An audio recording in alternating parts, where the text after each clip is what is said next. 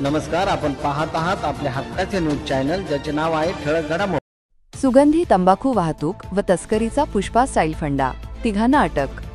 गाडीमध्ये शेतीमाल व लिंबू वाहतूक करतोय असा बनाव करून लिंबाच्या 200 पोत्याच्या खाली सुगंधी तंबाखू लपवून वाहतूक करण्याचा नवीन फंडा महात्मा गांधी चौक पोलीस ठाण्याकडून उघडकीस आणला असून तिघांना अटक करण्यात आली आहे। जिल्ह्याचे माननीय पोलीस अधीक्षक श्री संदीप बुगे, मिरज उपविभागीय पोलीस अधिकारी माननीय प्रणय जिल्हा सर यांच्या मार्गदर्शनाखाली वारंवार नशामुक्त अभियानांतर्गत विविध कारवाया करण्याबाबत सूचना देण्यात आल्या होत्या।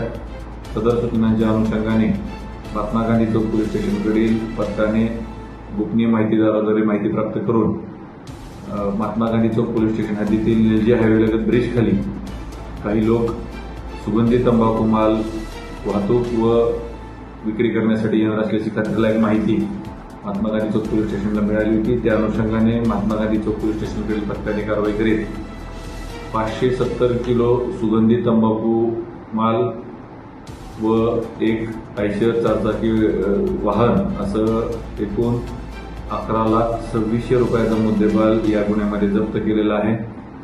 सदर गुन्ह्यामध्ये आरोपितांनी मालाची वाहतूक करण्याकरिता शेतीमालातील लिंबू यांची पोत्यांची सहारा घेत लिंबू मालाच्या खाली लपवून शिताफीने सदरचा मुद्देमाल पोलीस तपासणीमध्ये सापडू नये याची दक्षता घेण्यासाठी बनाव करत याची वाहतूक करत होते। याची माहिती प्राप्त होताच पथकाने कारवाई करीत या गुन्ह्यामध्ये प्रथम 2 व नंतर तपासांतर्गत 1 अशा 3 आरोपींना अटक करून माननीय न्यायालयासमक्ष हजर केले होते। माननीय न्यायालयाने गुन्ह्याचे गांभीर्य लक्षात घेता आरोपींना 3 दिवस पोलीस कस्टडी रिमांड देऊन 26 तारखेपर्यंत आरोपींना पोलीस कस्टडीमध्ये दिलेले आहे। सदर गुन्ह्याचा तपास महात्मा गांधी चौक पोलीस स्टेशनकडील महिला पोलीस उपनिरीक्षक श्रीमती रुपाली गायकवाड या करत आहेत।